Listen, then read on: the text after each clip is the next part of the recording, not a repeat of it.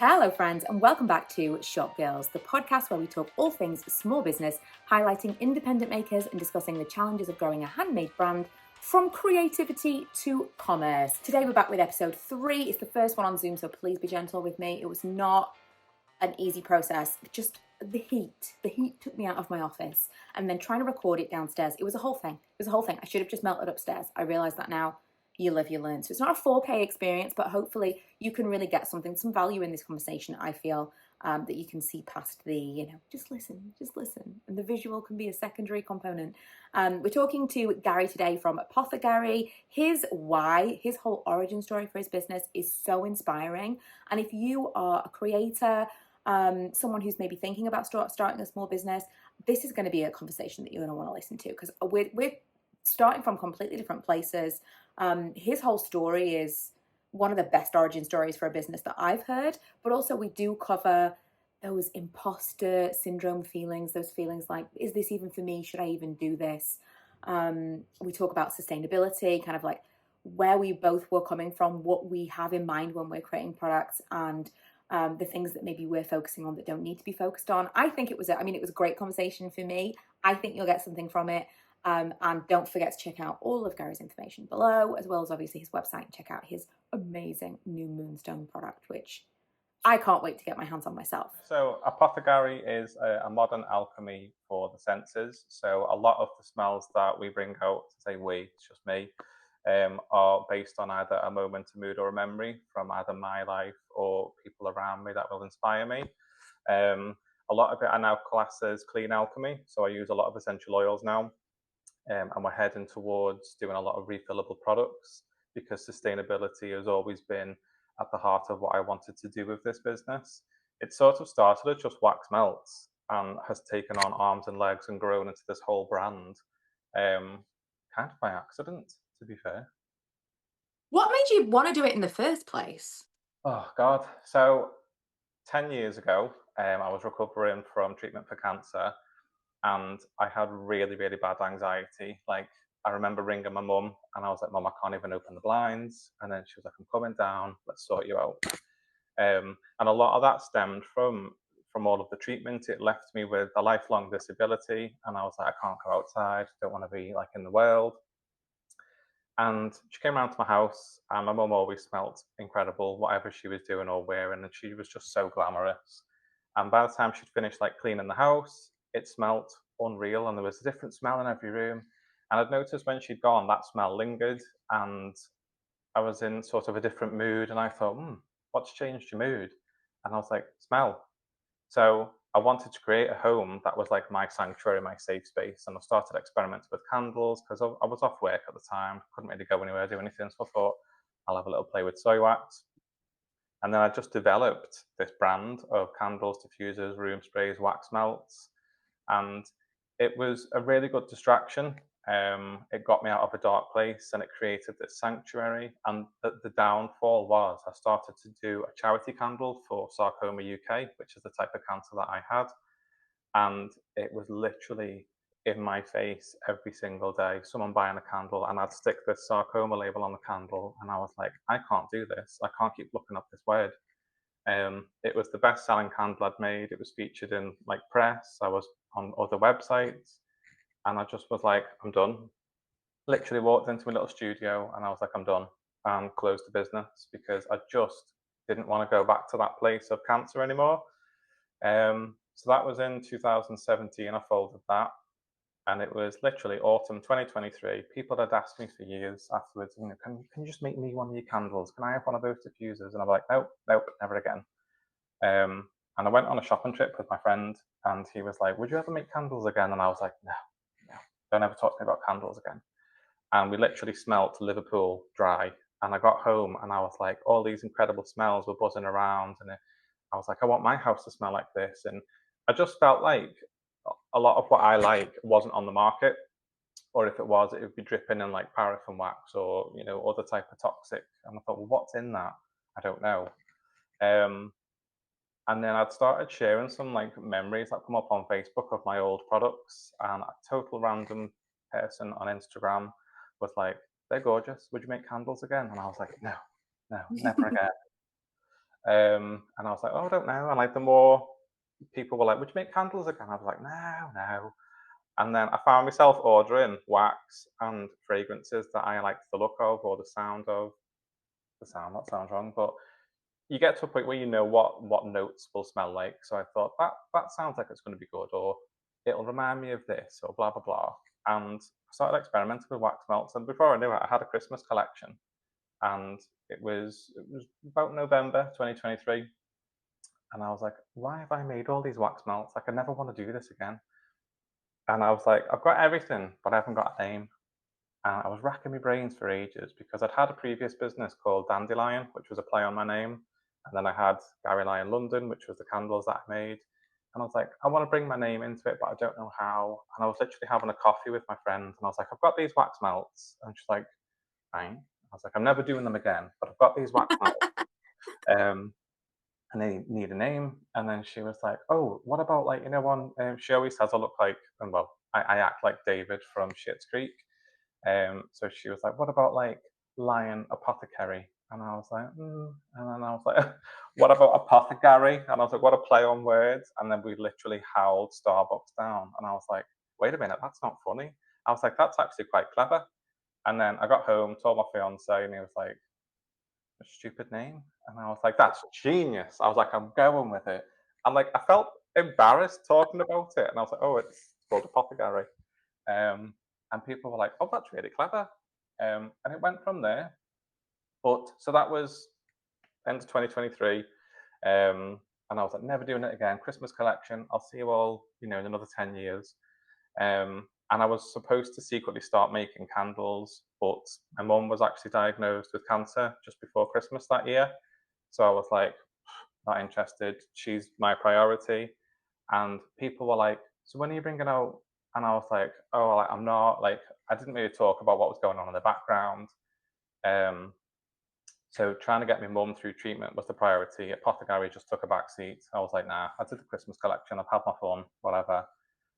Um, and then my mum was like, so when are you bringing out candles? And I was like, oh my God, will you give it a rest? And I sort of experimented. I was really busy, working full time, looking after my mum, and started trying to experiment, but was just sticking to the wax melts. Tried to launch Apothecary a bit more, but just didn't really have the time or the heart because my mum was my priority. I thought it's not fair on the business to be half in, half out. You've got to be all in with the business, otherwise it's pointless. Really, it can't. To me, it can't be like a hobby because it will always be a hobby. You've got to put your all into it. So sort of tickled about with it, sort of, throughout 2024. And then was like, nah, I don't want to do candles. I just want to stick to wax melts. It was fun. And then, towards the end of last year, my mum actually got worse. That was like the turning point, really. And then I actually lost my mum the beginning of February this year. And I was like, I'm done with everything. No creativity. Don't ever speak to me. Leave me alone. I was going to close Apothecary. Um, and then sort of, like when you're in the grieving process, it was towards the end of March. I had to do something because I was in this deep hole, and I was like, I'd lost the person who needed me the most. And I thought, I need something. I needed to pour. You've got all this love that's got nowhere to go. So I was like, what can I do? And I always feel like my mum's with me anyway. And my mum was a big fragrance person. There's so many smells I would associate with my mum, and she'd always have something on the go. She'd be the biggest tester for Apothecary. Not that she'd ever use some of the stuff. She'd be like, "Oh, it just looks nice there," and I'd be like, "Would you just burn it because I need to know?" um, I don't think my mum's ever burnt a candle I've given her. They just no. still all live in her house. I gave her a wax melt, one of the first ones I ever did towards the end of 2023, and it still sat on her burner. And I'm like, well, no one can ever burn that now. But like, that's the kind of thing she'd do. But she'd still have some stuff on the go. She was a big fan of reed diffusers. Um, so towards the end of March, I was like, what can I do with myself? Because you're in a dark place, you're in a hole. Let's be honest. So I needed a distraction, and I literally just threw everything into Apothecary, and I was like, we're going to go really deep into this. And the first thing I did was actually make a collection dedicated to my mum. So it's called Lainey Loves. And it's six smells that either remind me of my mum or that my mum would have around her. And the only one that she actually got to smell was Peony Blossom, which is my bestseller anyway. And that sort of led me down to the Laney Loves collection. So they're all floral based because my mum was a very floral woman. Um, and I thought I needed, on the days I'd noticed where I was like, it's just wax melts, I needed a lot more to keep me moving forward. So I started experimenting with candles again. I've been experimenting with reed diffusers. I'm looking at room sprays again. And before you know it, nearly 6 months has passed by from that time. And it sounds dead cheesy, but Apothecary has massively saved me. And it was never supposed to be what it is today. It's, turned into this sort of, quite a large product lineup. And it's basically becoming a brand. And it just started out as, nah, I'm never going to make candles again, but I will make you a little cheeky wax melt. And I feel like it's just, I don't know, it's just taken on this whole other identity, really. So yeah. It's a great why anyway, just to be obviously you've got a real affinity to fragrance and a real connection to it, like emotionally and just Yeah. and then obviously to have lost your mum to then find this as your I mean, we literally were talking about this with Karen last week because her partner died and her dad died in quick succession shortly before we started our candle business. But at the time, she was crocheting and creating things for Etsy, and she found that to be a fantastic outlet for her grief. And I think that's a fairly, especially with crafting, I Hmm. think that's a fairly common story of people find that it's a really good outlet. So I watched that podcast and I really related to it when she'd said, like when you're grieving, you like repetitive tasks. And I was like, I hadn't noticed I was doing that. So like I'd do the same thing every morning. I'd have my coffee around the same time. I'll clean certain rooms at the same time. And I'll do the same sort of pattern with Apothecary. And I've been doing that for a couple of months. And when I watched that podcast, I thought, oh my God, like Mm. she gets it. Like that's what it is. Like I'm being normal. It's like a normal thing. Um, and it felt like a massive weight off my shoulders, if I'm honest, just from watching that podcast. And I thought, I'm glad that I'm not like alone in that sort of thing. And it's not just because sometimes you feel guilty, I guess, that because you're so busy experimenting, because it is hard work, it's a lot of science involved, and you're so busy.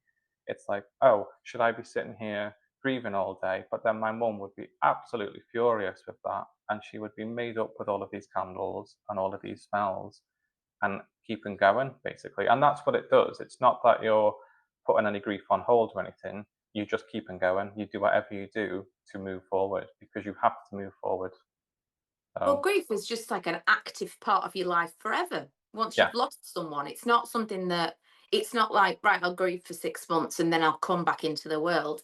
This is just Yeah. you just live with it forever. And so you have to live your life. You have to still do the things. And if you can find a productive way to push forward through that, I think that's fantastic. And like I say, speaking to Karen and then speaking to people, so many people at markets have really connected to Karen's story. When I mean, it's one of those things that we've often talked about this, and she's worried about. I'm sure she wouldn't mind me saying, like upsetting other people or like trauma dumping on people. But I feel completely the opposite. Just as you said, I think it's important to share those stories. This is how I got through something. This is how I felt because it makes other people feel less alone in it. And the number of times it's come up in conversation with customers even, and then all of this comes out because you feel like you've got no one to talk to about it. You feel like you don't want to tell everyone everything, but if you find someone who gets it, Yeah. you can offload comfortably. Yeah. I think as well, like Apothecary is my safe space now. So like whereas my mum was my safe space, I've sort of transferred that a little bit into Apothecary. So it's like my little bubble and my shield. It keeps me happy, it keeps me safe. And scent has always been my escape for a long, long time. So I think it's, out something so bad and dark and something great is coming out of it because I always feel like something good needs to come out of something bad, if that makes sense. Yeah. And obviously, like even before you were ill yourself, you had this connection. And so because you've got that anyway, you can come back to this thing and it doesn't feel forced. It feels like a comfort. It feels like a safe space that you're coming back to by choice rather than, oh, I've made this business and it's successful and now I've got to do it. It's Yeah. something that you actually find like joy in. Yeah, I think that's sometimes as well, like the key to a successful business, or at least you enjoying it. Because in the old business, I stopped enjoying it so much, and I was like, I don't need to do this. Bye. Whereas apothecary is like, I don't know, it's more fun this time round, and it's just familiar, and I do things for me that benefit other people. And sometimes it happens like by accident, like with the Moonstone. And then I get really embarrassed when people are like, love this, love that smell, this is luxury, that's genius. I'm like, no, it's not. Shut up. Um, and like I don't like that side of it. And like when you are the face of like a company or a brand, you've got to be front and center because it's the new thing now. And I know we've discussed this, like offline.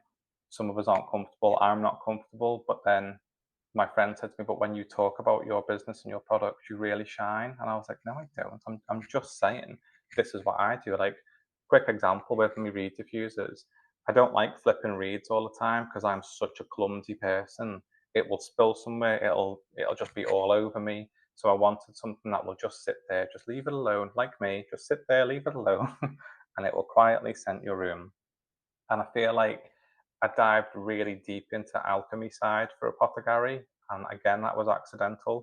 So I feel like a lot of the products I make need to be cool or different, or they need to transform your space in a different way. And it puts a lot of pressure on. And like literally no one is asking me to do that.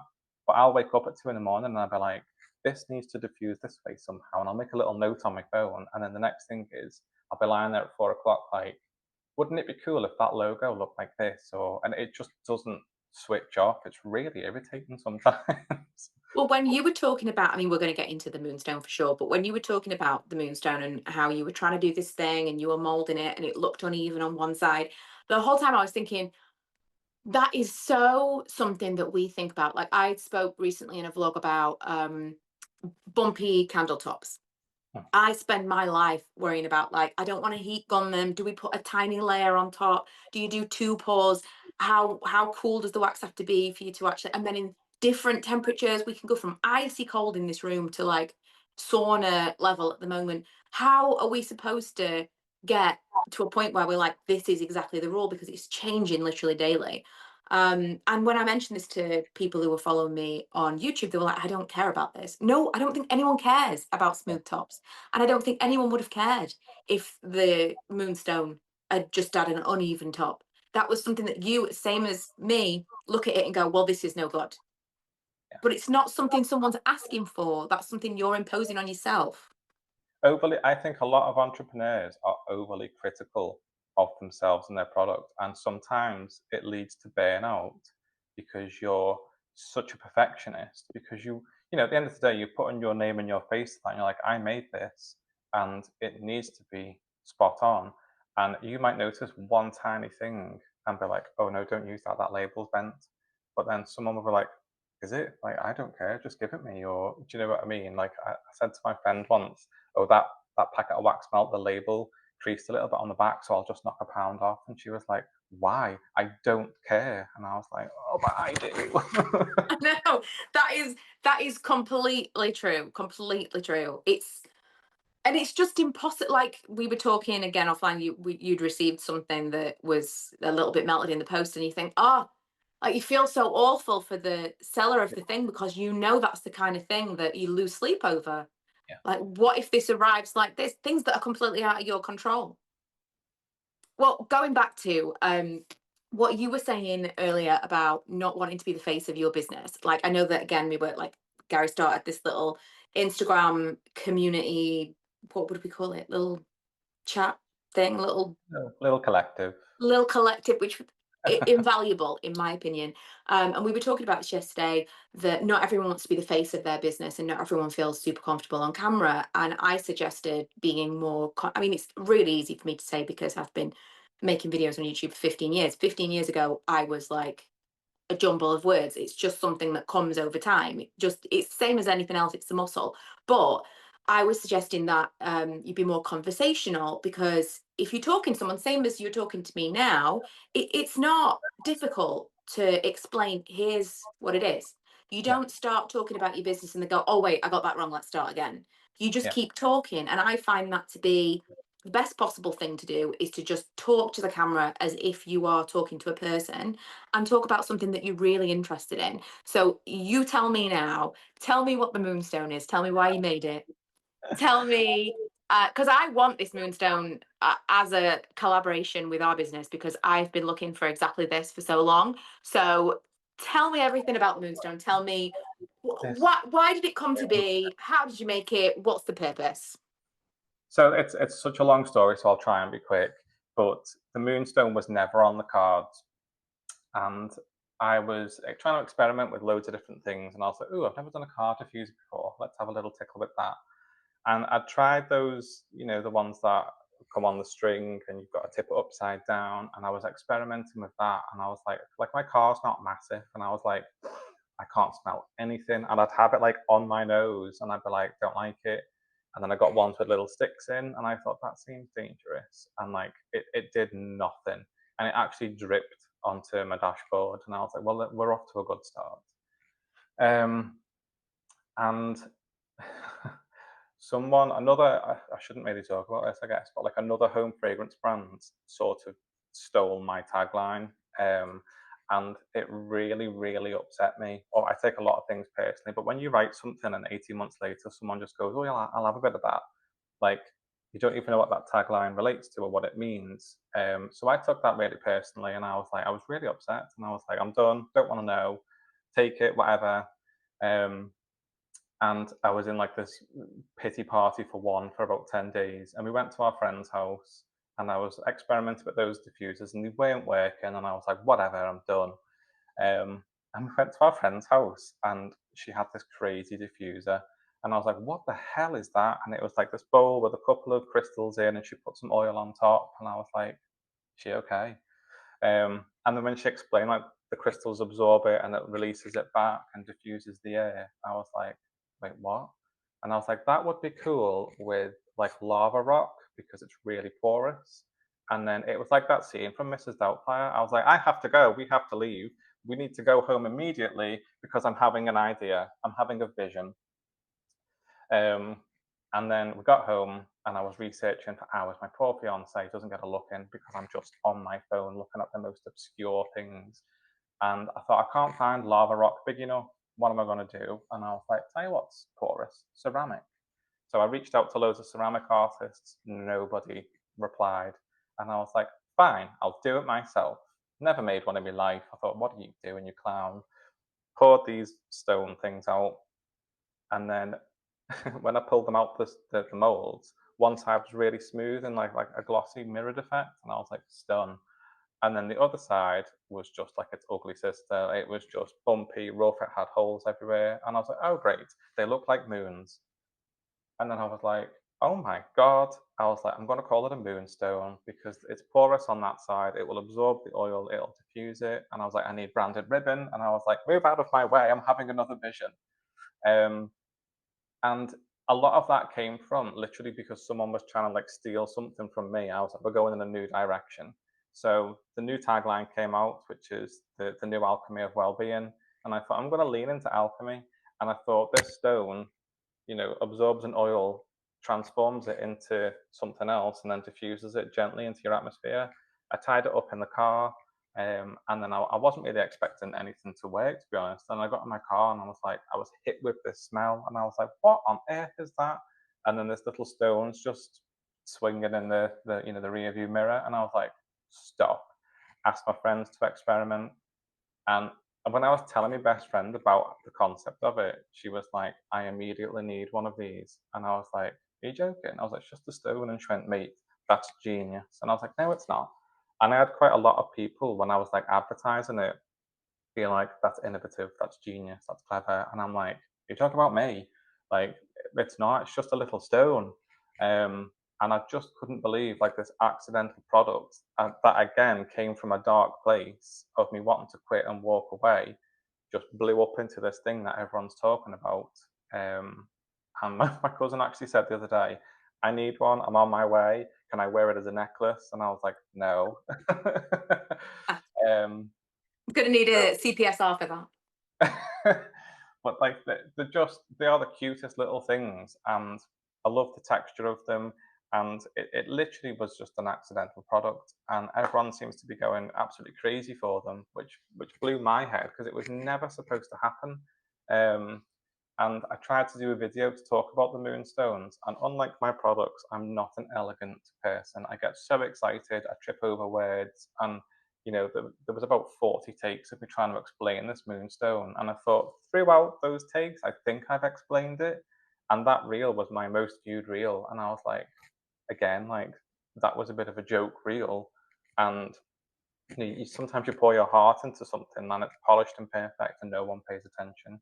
And this tiny little stone, everyone's like, "I need one of those," and I'm like, "What, this little thing?" So Because it is innovative. That is genuinely, it solves a problem that so many people are looking for. I tried all the things that you tried, all the different diffusers. We even bought, like little metal tins that you can make candles in, little oh yeah. like 60 ml tins or whatever they are. Those that have got holes perforated in the top.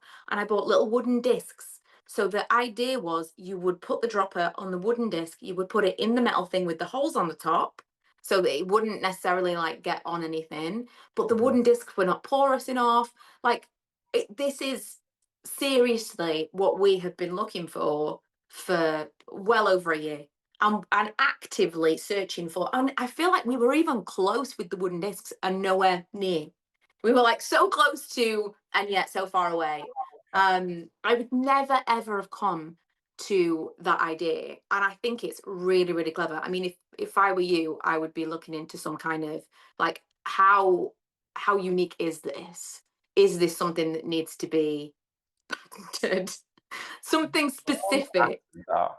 They were like, "Are Yeah, you gonna patent that?" And I said, "I don't know, because it's only a matter of time, let's be honest, before someone else will bring that out. And sometimes it does happen by accident. But I think because of what happened a couple of months ago, I felt like, is this person watching, like what new products I'm bringing out now? And it's genuinely not a nice feeling. But I also think, well, you know what? It's Apothecary is the home of the Moonstone. Do what you want, but it came from us, really. yeah. Um, it is what it is. Like if that does get copied, that's fine.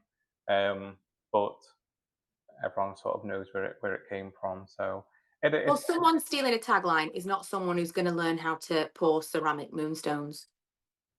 I mean, what was great about that is I spat my dummy out and spoke to a graphic designer, and he was an absolute legend. He really stepped up to the plate and helped me push back on this person and was like, "I'm not printing anything else that you do unless you change your tagline." And I thought, what a guy to, you don't even know me, to step up and say to a client, no. And I had so much mad respect for him that I became his client and he does all my labels now. And it just really changed my perspective for people on the internet, sort of thing. Like, a total stranger will come in and defend you. And, you know, honestly, can't recommend him enough. What an absolute legend for stepping in like that. And he actually said to me, I always think about this daily. If someone takes 25% of my business and 25% of your business, then 50% of that isn't their business straight away. So I feel like, and you'll know this as well, if you're not a creative person with, authentic thoughts and, items that you create, you're not going to last long in the home fragrance world, because you Mm-mm. need that creativity to constantly push forward, keep moving, and develop new products, because it's so fast paced and tastes change that quickly.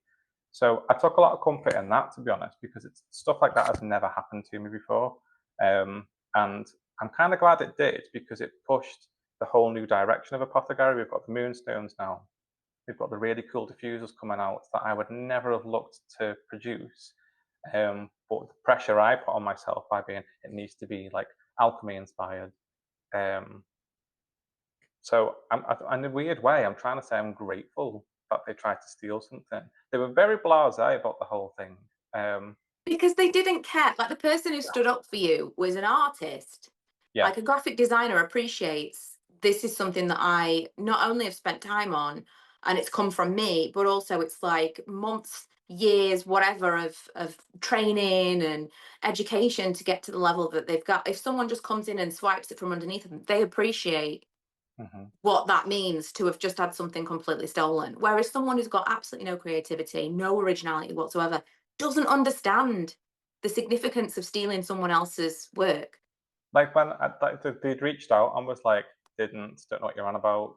Heard you're getting a trademark. What is it that you're going to trademark? And I thought, like, I'm going to tell you. And I didn't respond because I thought I'm not even dragging Apothecary through that. We're not playing these games. And I thought it hasn't affected your day. It took nearly 2 weeks out of my life. Like I was going to just walk away. So what you're not bothered about, I was devastated about. But I'm grateful that it happened because it's leading to so many new products. So I'm trying to work on a lava diffuser now because I couldn't make it work in a car. So I'm going to make it work at home. And I'm so fussy, like I was saying to you at the start of this, like what kind of jar will it come in? How big will the rocks be? What will the oil smell like? Like it's just, Yeah. but it's good, something good came out of again something bad. Yes. Well, I mean, I think it's going to be, everyone has their thing that is, you have to have some kind of unique selling point to your business. And everyone makes candles, everyone makes diffusers, everyone makes, you have to have something. And I feel like, aside from the fact that obviously everything you do looks really polished and you've got your big why behind you that's going to keep you going, this could be the thing. This could be like, this is the apothecary thing that you are known for. And that'll just propel you forward because it won't be the only thing. It's just the first thing. So like when people say things like that, I'm like, is she talking about me? Like, no. Like I get really embarrassed because I'm like, no, no. It's great compliments and it's like not that I don't take it seriously, but I'm just like, nah, it's just a little moonstone. I've even been thinking of way ahead, like I want to do like a lunar eclipse version. So I want a black one for Halloween. And then I thought Christmas, I might have different shapes and we'll have Christmas scents and you can put them on your Christmas tree with like nice green ribbon. Like you could be here all day with this moonstone. And I'm trying to do like a sort of push apothecary into like weddings. So like when I get married in a couple of months' time, I'm going to scent my event, so the whole place will smell of apothecary smells. And I've even thought like like on the tables we could do like a heart-shaped moonstone, and it'll be infused with one of our favorite oils, so that table will smell like lilies, that one will smell like orchids. So you could literally be here all day with just a moonstone. Yeah. Oh, well, that's the thing, though. It could be the kind of thing that down the line, this is like Dragon's Den kind of stuff. This is the stuff that you go in. But again, if I were you, because it's already had so much attention, I would be like, right, let's speak to someone. Let's see how close is this to the next patent. Like, could we um get this, like, this is only for me to use? But even if it's not, it's the first that I've seen of anything like this. And I don't know, I feel like it could really this could be your entire business if you wanted it to be. Yeah, just little moonstones. That would be so ironic in a way. Like it was never supposed to happen. And if that like overtakes all the other products, I'd be like, well, damn. And knowing how, how difficult it is to make candles, how, I mean, wax melts less so, but candles specifically. Imagine if your entire business could sustain itself just on the moonstone. Oh my God. Unreal, because the science behind candles and then the wax, don't even start me on the wax. Yeah. So like, And like the scalability of the moonstone yeah. feels huge compared. I mean, you could make so many more. Yeah. Do you know what's good as well about the moonstone? My friend asked me the other day, like if you look after it, it will last as long as you look after it for. So she was like, what if I want to use a different smell? And I said, well, after a week, wait another couple of days and the whole smell will evaporate. You can then switch to a different fragrance. So you can Mm. continue using that moonstone. Just look after it. Because I did a video a while ago. If you're going to put it in your car, you've got to secure it. Because I put it on my rear view mirror, I took off at a roundabout, the moonstone disappeared. It literally gained orbit. I don't know where it went, so just be careful when you do secure. I don't want like a child in the back seat getting hit in the face with a moonstone. I wonder if maybe it would work. I'm gonna have to find one of these to show you before we leave. But if it would work inside one of those tins with the holes in the top, like if you just put it in a cup holder. Mm. I mean, it's not really the vibe. It's not really the luxury aesthetic, but maybe. So going back to what we were talking about at the beginning, which is, or what you touched on at the beginning, which is the sustainability. Mm. Because we both started our businesses with this in mind, with like trying to limit plastic, thinking about where possible to give like refills and stuff like that. What's your experience so far with Oh. that? I think sustainability is something I've always wanted on a personal and professional level. I'm really eco-conscious at home. Christ, I've even got an electric car now, but I wanted apothegary to be very different because I personally don't like plastic. I don't like the way it feels, and I know you can buy recyclable, and that is really good now. It's just not my vibe. So I wanted to do refillable candles, and I'm actually losing sleep over this because it's really difficult. So the type of wax that I use is rapeseed and coconut. It's really soft. It's difficult to get out of a jar. The other option is to buy really expensive molds, which I'm sure you've come across, and the crazy prices for one mold, and you're going to need a lot. But I'm still experimenting, I'm still finding something that we can do refillable candles because I don't like the idea of just throwing the glass away. The diffusers, they're really easy to do because you just get your glass, jar, and then I will send out little pouches in the post because that was one thing. The only plastic that I do currently use is recyclable pouches that will have the liquid inside because it just blew my mind that people were buying quite big glass bottles, and I thought, well, you might as well just buy another diffuser rather than sending that out. Or I see the aluminium bottles, and I'm like, it's not my cup of tea. But I get that it can be recycled. That's fine. And I've seen so many candle companies do this, and I personally think it's really dangerous and a little bit misleading. So you'll buy like a pouch of wax, and it will have the wick, and it'll have a wick centering tool. You'll melt your wax in the microwave.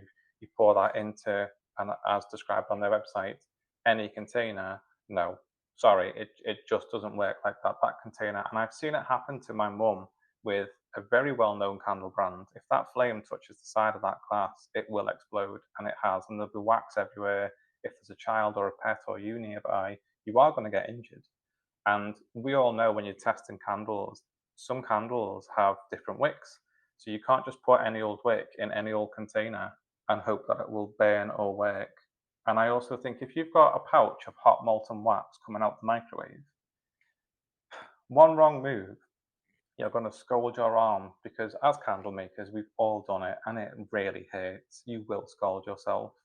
It's just too dangerous to me, and it's to me that's not a fun crafting experience. It's dangerous. It really is. It's asking for trouble from a business perspective. I Like, hope you've got high insurance. yes. Well, like you said, it's there's so much that go if it was that easy, everyone would make candles. And no Mm. one would ever have a failed candle. There are whole Facebook groups dedicated to why does my candle not burn? If it was that easy of just sending someone a pouch in the post, that's just crazy. Part of the reason that I haven't offered refill so far, same as you, I use a similar kind of wax. And the only wax that I've found that I can get a mold like a refill of is using a parasoy, which we're trying to avoid. Eventually, if it comes to it, I may offer that.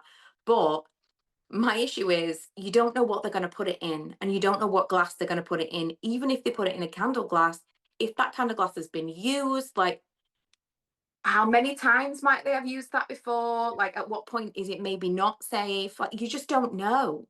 And you can't give someone a product that is, I know this is perfectly safe, if it's half out of your hands.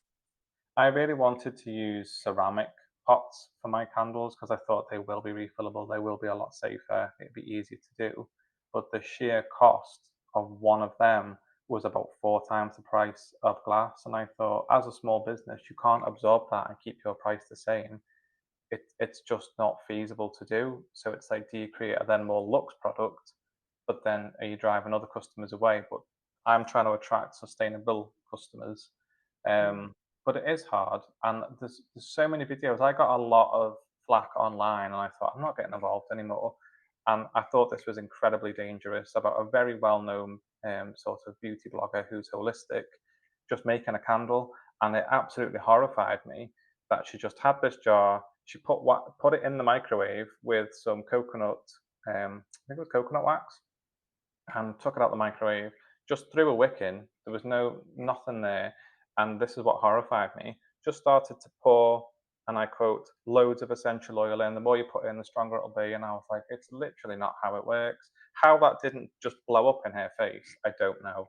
And because I'd commented saying, I am begging you, do not do this at home, because when I first started making candles, I started something similar. And when I poured the fragrance oil in, it blew up because obviously the flash point was a lot lower than the temperature of that wax. And I thought, you know what? I got a lot of comments like, she knows what she's doing, and I thought, does she though? Like, you're not a candle maker, and it's not. And like you've just said, if it was so easy, everyone would do it. It's exhausting. I went through 15 fragrances and came out with 5 because 10 just didn't work in the wax with the wick, and I was literally tearing my hair out. And I thought, fine, move on. And there's a lot of influencers who will do that. Just make a candle at home.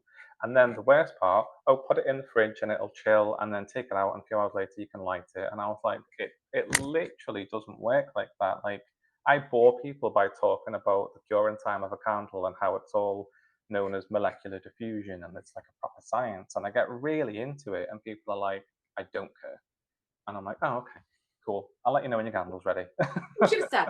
You should have said. I would never have said anything. No, I completely agree. It's frustrating because we want to create something that is, like you say, you want to give something to the customer that is refillable, that is reusable, that is sustainable as possible. But there's only so much that you can do. So you were talking about the diffusers earlier on. What we used to do was we had an alley, and this is again, it just adds a layer of confusion that you don't need in trying to do something good. So we used to offer, this was our diffuser bottle. So you would buy this empty on its own. That's the diffuser bottle. And then we would give an aluminium bottle of a refill, and the refill came with reeds. So the idea was you buy this once, and then you buy whatever refills you want. About, I would say 2 out of 10 people understood the concept of that. Okay. And that's on us. Maybe we didn't explain it correctly. I don't know. But it is one of those things that it's not just the cost of the sustainability. It's not just the difficulty of the sustainability. It's the trying to get people to understand, here's what we're trying to do. So what we ended up doing was, now we offer this, which is, this ended up costing us the same money as the aluminium bottles, including a label on it, because we used to just put a CLP on the, I know. So we ended up finding this bottle. So we give this is still, we still call it a refill. You can still put it in there if you want, or in another jar, but now it comes as its own standalone product. So you can just put the reeds directly in there, put it on the side if you want, or you can use it as a refill. But that's the only way that we could find that made sense to our customer, because otherwise people were buying things and being like, I don't understand what this is. Yeah. Like, I don't get it. Have you had any issues with things that you've sold where you've not been able to communicate to the customer, this is what you're going to get? I think when I was trying to explain my refills for my reed diffusers, and like I spoke to my best friend and my sister, and my best friend will be like, we'll pad it out and be like, oh, maybe try this, and my sister's like, that's crap, that's not going to work. And I go to her when I'm like, I think I overcomplicate things, and you've just touched on that yourself. I think we try to be clever and think, oh, this is dead simple, like, but dead sustainable, and customers will love this. And when you explain that concept, and they go, I don't get it. Yeah. We just want easy. And I think, why am I making this so hard? So like with mine, you'll just buy this box, and in the box will be the glass, diffuser, it'll have the turbo reed, and it'll have the pouch of essential oil or whatever oil you choose. And then you'll just fill that, put your pouch in the recycling bin, and away we go. The way I was trying to explain it was, if you keep 5 pouches, send me them back, I'll send you a 6th one for free. It's a reward. And then I realized, but if those reed diffusers last up to 6 months, they've got to keep those pouches for years before they see a 6th one. No one's going to do that. I'm not going to do that. And even if I Right, said, but you're assuming that they're only doing one reed diffuser at once, because this was our problem as well. yeah, We that's thought true. one reed diffuser at once. There were people buying 3 or 4 different scented refill, and that's when we realized, oh, this doesn't work, Yeah, because then they have to buy this 4 times. If you want different ones dotted around the house, which is what we realized people were doing. So if you want one nice one, maybe in your living room or your kitchen or whatever, and then you have your like the cheaper, just the refill that you have like that, that's the problem. We are thinking single product. yeah, all the time. And it's You're good, thinking this it's person good, buys isn't a it, to, candle, yeah, one to reach product. out to people, and then they'll point out a hole in your master plan, and you're like, well, god damn. So Yes. yeah, I even thought about doing like refillable wax melts, and my friend was like, well, how does that work? I was like, you keep your gorgeous cardboard box, I'll send them out in a little glassine bag, and you just put them back in your box. And then my fiance was like, what's the point? And I was like, because then you're not having to buy another cardboard box. Then I'm not producing another cardboard box, and it's a nice product. And then again, I went to my sister, and she was like, it just goes in the bin. Just give me a new box. And I was like, okie doke, never mind. Like, why See, am I but getting that? from my perspective, then I would think get rid of the box, just do the glassine bag, because no one cares. We care, and it's nice in photos. But Yeah. realistically, unless it's a gift, do we care? I mean, I tried. I first started with glassine bags, and then I had these boxes made because they stood up, and I thought they looked like little books, and I was like, oh, a whole library of scents, and like I that love was them. my little angle, and you can see them all lined up, which one's which, and I don't like opening little bags and touching them because I'm just a strange person. Whereas I just thought if I could just flick them out of a box, and to be honest, yeah, they do look nice in photographs. These cute little boxes, and they were easier for me to store and handle and ship. But glassine bags were bloody brilliant. They are recyclable, compostable, all of the above. Probably more so than cardboard, and would cost less to recycle. But it sounds dead. What's the word? I just aesthetically, I thought, oh, those boxes are adorable. I'm having them. And because they can stand up, they look great in photographs next to the candle boxes and the diffuser boxes, and this whole little brand is born. And then the Moonstone just sort of rolls around in the background. Around. I suppose this is like we were talking about yesterday. This is very much that's where it becomes this is your brand and this is your luxury experience, as opposed to this is a product. Yeah, Because it's like if you buy water. Water's a great example, because you can buy water from Tesco in a bottle, and it's just water. And then you can buy a can of liquid death for several pounds more because it's liquid death. It's just water. mm, It's water. It's like I think in America, water is like the number one soft drink. Like it's the most purchased soft drink, because it's become, people have managed to brand water. I mean, yesterday you really changed my mind when we had that chat, and I was like, "Oh, these boxes are quite expensive," and you were like, "But you're selling an experience," and I was like, "My God, the woman's right. I am." Like that's what I wanted, because I'm the type of person who, when you go to Joe Malone and you get the fanfare and they spray the tissue paper, and I'm like, "Oh my God, yes, add more ribbon, more boxes." And I just love coming out of there like Pretty Woman with all these bags, and there's like a little sample inside because it's so expensive. And I love the unboxing experience. And I thought, I want that for Apothecary. Like, I want it to be an experience, because to me, scent is an experience. And it sounds so super cheesy, but like, I'm trying to live by Apothecary is my love letter to the power of scent, because that's what I do. That's what it is. So I you're love right. them. I do sell an experience. So I'm going to stick to my guns and continue on the path that I am. And it's literally because of your one liner yesterday. And I've been thinking about it all night and all morning. And I'm like, she's right. you An know. experience. It's true. So I think you've got to look at it from more of a, imagine you were going to buy a really expensive aftershave. Imagine you're going to buy Tom Ford aftershave. You can buy maybe that exact same fragrance as a dupe from somewhere else for a fraction of the price. But your customer experience is completely different. The overall product won't be as nice. It's not going to be as long lasting. The every time you use it, the bottle won't be as nice. But your experience of purchasing it arriving to you, everything. The experience is two completely different things, although the product is very similar.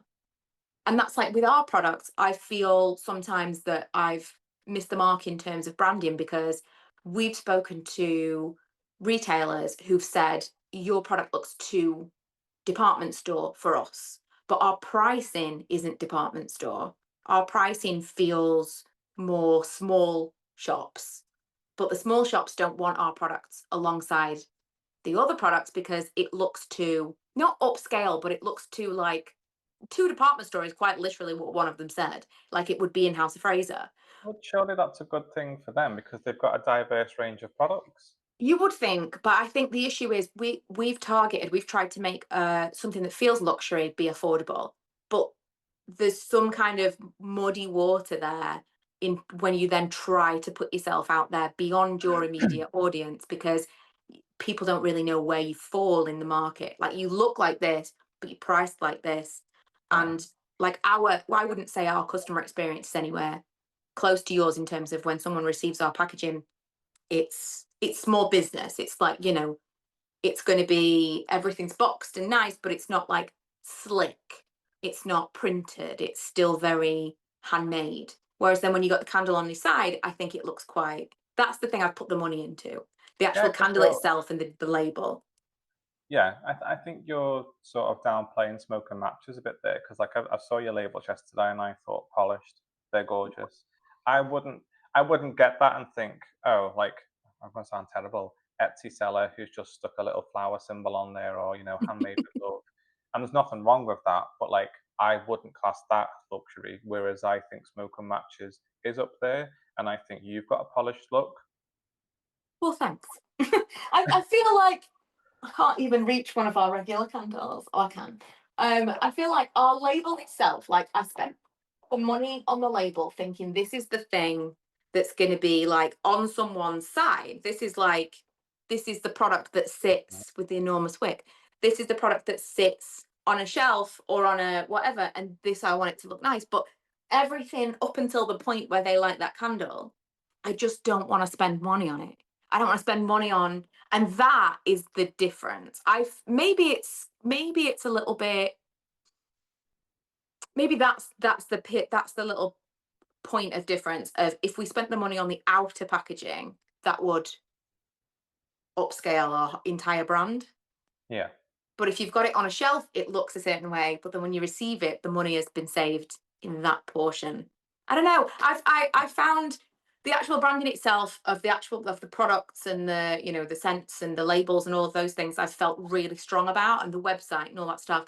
And then sometimes I'll think, well, when we're packaging up the order, does it match? I think that's really hard. Like that's Mm. one of the things that drives me mad, trying to make it more aligned and on brand for any product. And it's really, really difficult and it is expensive. And you're either in or you're out. And that's where I'm torn at the moment. Like when we were talking offline and I said it's really expensive, but if it's part of the experience, then that's what I want. I don't want these sleek, polished images online, and I'm not delivering that because it just doesn't align with the apothecary vision that I've got. But because loads of people are like, well, it comes in a box, and I just put that box in the recycling bin, and I'm like, Yeah. what? You don't even admire it for like 5 minutes? That's the hard part. The idea of spending pounds, multiple pounds. But it is different because if you think of the Tom Ford experience, or like iPhones, people used to keep iPhone boxes. I just throw them away. But like, I understand that because you're spending so much money on this item and then it comes and you don't want to throw any piece of it away. Yeah. And I think there will be people like that with your products where it comes and they really appreciate the time and the effort that you've put into every little detail of this. I mean, just the whole thing of you open the box and it's going to look like this. it is an experience. I stand by it. It is an experience. And you, from there, you decide what that is worth. Like, what is the value of that experience? Yeah. I think that's the hardest part. And I know we had a lot in the chat last night about, where you price yourself and how you do things. And it's just, so 1 minute you'll have a clear vision, and then you'll have a coffee, and 10 minutes later that vision's gone, and you're like, no, I can't do that. That's not going to work. And it's a constant juggle and battle as an entrepreneur to do that. And I think that's one of the hardest parts. Is like creating the products is the fun, relatively easy once you know what you're doing part, but pricing them and deciding on a vision and sticking to it is so hard, and being disciplined is the hardest thing I've ever done with this business. Well, I think it's the beauty of this is if you are someone who kind of flips between different ideas and you're like, oh, I like this, and I like this, and I like this. There are ways to do that while also staying on brand, because there's so many things you could do. You can change the scent, you can change the color of the jar, you can change something to do with social media, you can change, whatever it is. It doesn't have to be the branding. Your logo stays the same, your label basically stays the same. Like with our Summerween stuff, which is around there somewhere, we changed the label colors, but the label is exactly the same. I just did like a dark colored label with white text, which scratched that itch for me while Yeah. keeping it on brand. Funny you should say that, because I have been working on something secretly in the background to unleash that creative, colourful side. And I thought, I don't want to put apothecary in that pot. So how do I keep it within the apothecary world? So I've developed something called Poth, which is the colourful fun side of apothecary, and it will have colourful wax melts with a little bit of glitter here and there, because I just need to just get that out somewhere and experiment with fun, unusual smells. Where the way I describe it is, if apothecary is in a polished linen apron hosting some sort of cocktail party with piano playing in the background, Poth is in the basement mixing rainbow coloured jars, listening to rave music. So it's a total split, whilst being within the same world, if you will. Apothecary's little brother, if you will. They're going to live in the same universe. Yes. I Just like that. trying. And see, me and Karen were talking about doing, like all the things that we don't do in smoke and matches that you're like, oh, I love this, but it just doesn't go. Oh, it just doesn't fit. And we were talking about having like a second brand, but we weren't going to associate them at all. We were just going to be like, let's see if we can build this up completely back, like faceless. No one knows it's us. We can like scratch that itch of the colourful, and exactly the same colourful wax melts, glitter, all the crazy stuff we don't do in Let it smoke and out. matches. Have some mad colourful wax melt Etsy shop. And we haven't done it up until now, but we keep saying we're going to have this like second thing for all of the stuff that we're like, this doesn't make sense. Colourful Jesmonite trays, stuff like that. And I think just the idea that you can do it Yeah. is nice. It's nice to have the thing, but I like same as you. It's the one thing that we've got control over is the branding and staying on brand.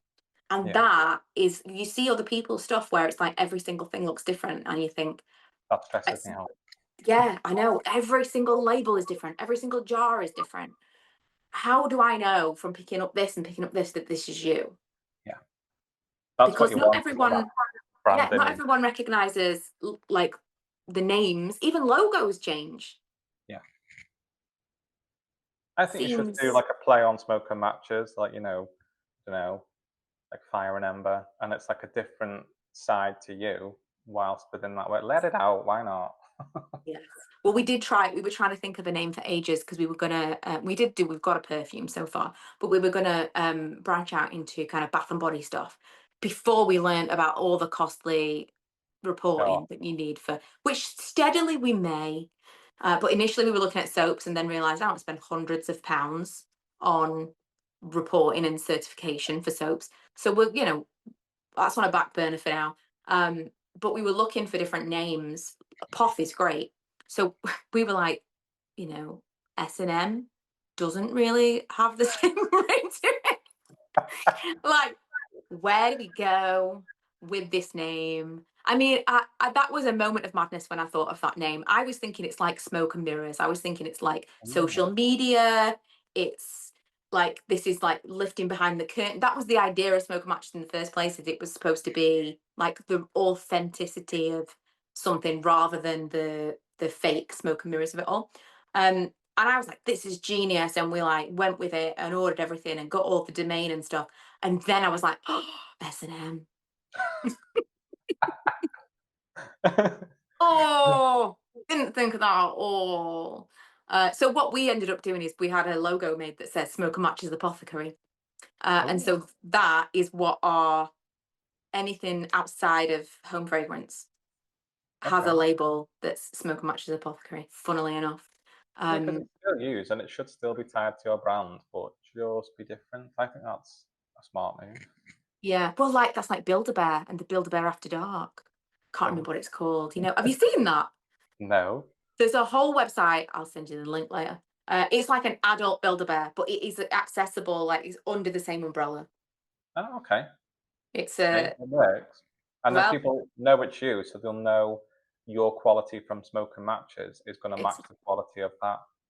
totally different customer, Yeah, yeah, it will be. but appreciate that this is a long-standing business and quality. So you're right. You're right. It would be stupid to not at least levy all of the like social proof that you've got. All of the customer base that you've built up, would still be interested in that because they're buying your product. So use your name, because you're two today, aren't you? Happy birthday. Oh, thanks. So yeah, absolutely. Bring it into the smoke and matches family because you've worked hard to build that up. So it's just an extension. You can have different facets to your brand without potentially harming it by going all colourful and crazy and targeting a new audience. True. Anyway, this is not supposed to be about us. It's supposed to be about you. Um, Have you got anything else to share? I would like to do this again. Maybe I was going to say at Christmas, but maybe after Christmas because Christmas gets mad. Maybe after Christmas we could reconvene and be like, "How did Christmas go? Like, Yeah. what have you made in the next 6 months?" That would be interesting. But yeah, have you got anything else to any pearls of wisdom or anything upcoming that you want to tease? I'm trying to work on room sprays, so I'm gonna call them home colognes. Um, Love. which feels like a tongue twister. But the worst thing for me is people keep asking me and messaging me, and I'll bump into someone in Asda, like a friend, family member, when e-diffuser's coming out. And I'm like, I don't know when I get my packaging right and when I nail the final details. And it's flattering, don't get me wrong, but then there's this immense pressure. So I'd say if you're in the home fragrance world or any business that you have, stop putting pressure on yourself and just because otherwise it stops being enjoyable. And the second it stops being enjoyable, why are you doing it? Absolutely. That's a great last line. Yeah. Done there, we're done. Words to live by. I love that. Okay. Well, thanks for joining us. Thank Thanks you for having me. for It was so fun. thanks for giving us. I think that's a great. Your whole story is fantastic. I think it's a really good one to keep you going on the days where you're like, I don't want to do this anymore. You know Yeah, why you started. You know all of the reasons. And as with so many people, like as long as you're not relying on it, like I think so many people start a small business and they're like, I'm all in. I'm quitting my job. I'm going to start this small business. That is insane. That is insane. Like I just think that's totally crazy for so many reasons. One of which being the minute you make that your entire income, it's going to be less fun. It's so much pressure on that thing that was supposed to be a creative outlet is now the thing you resent having to do. yeah, Um, it's not smart, but also it's something that you could drop it if you want to. At any yeah, given time, I don't have to keep doing this. And I think that if anything, that keeps you going because you're like, this is a choice. yeah. It's a joy more than a chore. I can't wait to see what else you make because I already am desperate for the Moonstone. It's going to be fantastic. But yeah, I will leave all of Gary's information listed below. Thank you so much for watching, and I will see you again next week. Don't forget to like, subscribe, and follow wherever you're watching or listening to keep up to date with future episodes. But also, if you're a maker who has a story to share, get in touch via the link in the description.